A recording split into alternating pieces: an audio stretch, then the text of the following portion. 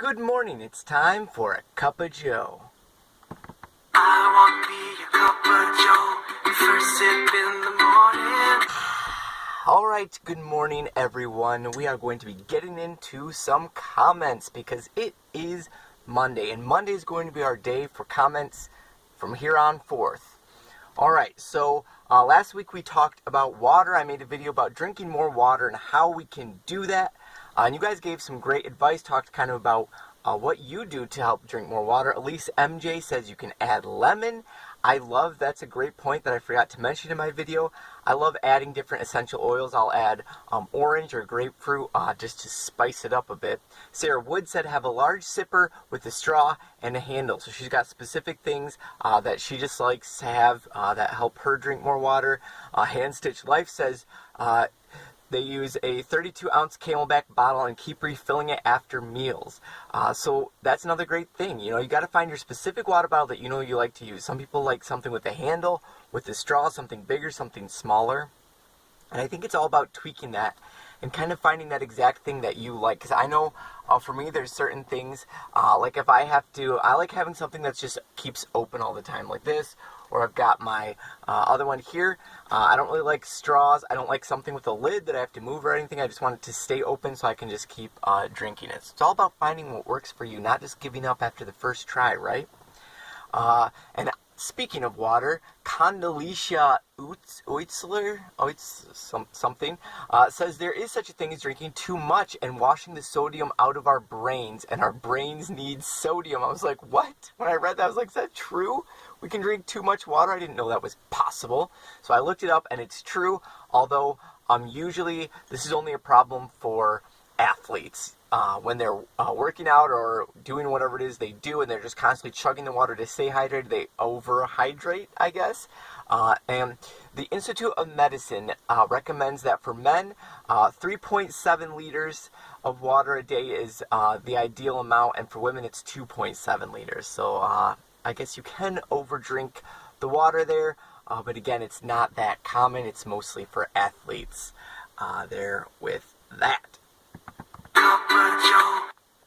Alright, Wyatt Smeaton says, hey Joe, do you find laundry and clothing care difficult because you own so few clothing items? Do your clothes get more worn out this way? Well, I'm going to go ahead and let Chaz and Kiabi answer because they commented on that comment, and I completely agree with them. Chaz says, I also live with a minimalist wardrobe, and I never felt like my clothes wear out too quickly. However, when a shirt gets too worn down, I go to the thrift store and get a new one. Since it's so cheap, I don't pay attention to how often my clothes get worn down. The old shirt becomes a cleaning towel or donated to a place that'll do the same. I completely agree with Chaz there. I haven't noticed my clothes getting worn down any more or less than would be normal. But because I just buy like a shirt or a pair of pants, something from a thrift store, it wouldn't bother me that much even if they did. But yeah, I don't think they do. Kiabi says, I find washing is much easier now. I have less clothing so it doesn't build up so much. I'm so glad I don't have to deal with mountainous piles of stuff to fold anymore. And again, I completely agree with that. Once you go down to much fewer clothing items, you don't have to worry about doing laundry. I mean, you do it more often maybe, but it's so much easier and simpler. It's not like a stressful thing. You just do a load of laundry. You're like, oh, my clothes are dirty. I have to wash them. And you're just washing like the entirety of your clothes in one little load, and now your clothes are clean rather than having like piles here, piles there. This was clean. This still needs to get folded, all that stuff. So I think overall laundry and taking care of your clothes is so much easier. Organizing them, cleaning them, everything about it, I think is just way easier.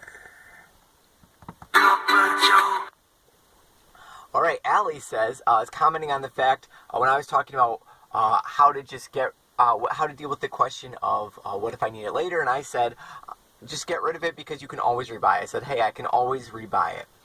Well, Allie says, that's so wasteful. You get rid of something useful and then buy it later. I suggest just save it for some other time. And I understand the point and the reasoning behind that, and obviously I would never just say I could buy this later if I can't afford to buy it later. Like, I'm not just going to get rid of my phone or my computer and say, hey, I could always just rebuy it, because I can't afford to do that. But it's something I can afford, and I would think in the video I was talking specifically about clothes, because at that time I was getting rid of a bunch of clothes. And clothes are something I can easily and cheaply repurchase at a thrift store. So for me, it's like, why am I holding on to this for later when I can let it go? And I can always rebuy a shirt or something if I do realize I need it later. And the other thing with that is, especially because I'm going to be giving my clothes to a thrift store, if I'm just hanging on to it, this is something that really helps me let go of my clothes. And other things that I would give to a thrift store or something like that, is that while I'm hanging on to it, no one else can use it. It's kind of like a selfish thing. No one else is able to wear these clothes, and there might be someone out there who, this is the perfect shirt, this is exactly what they're looking for, this is what they need. Maybe they can't afford to buy it somewhere else or something like that. So by me hanging on to it, I'm preventing them from being able to use it, just on the off chance that I might want it later. So that's one of the reasons that I will definitely say I can always rebuy this later, but I'm going to let someone else use it so that they can make use out of this instead of it just sitting in a closet somewhere, and then I can always rebuy it. So again, I would only say I can rebuy it if it's something that I can obviously somewhat easily afford to rebuy, if that makes sense. Darcy Randazzo says, I'm 7 minutes in, and what you are describing are the Amish. This is the way they live, helping each other out, and how they manage to afford their way of living. So this is when I was talking about how I'm not for forced socialism, but I am for a socialistic mentality amongst small communities, amongst communities. And this is so true, Darcy. I love, love, love the Amish. I'm so jealous of them. I often just fantasize about becoming Amish.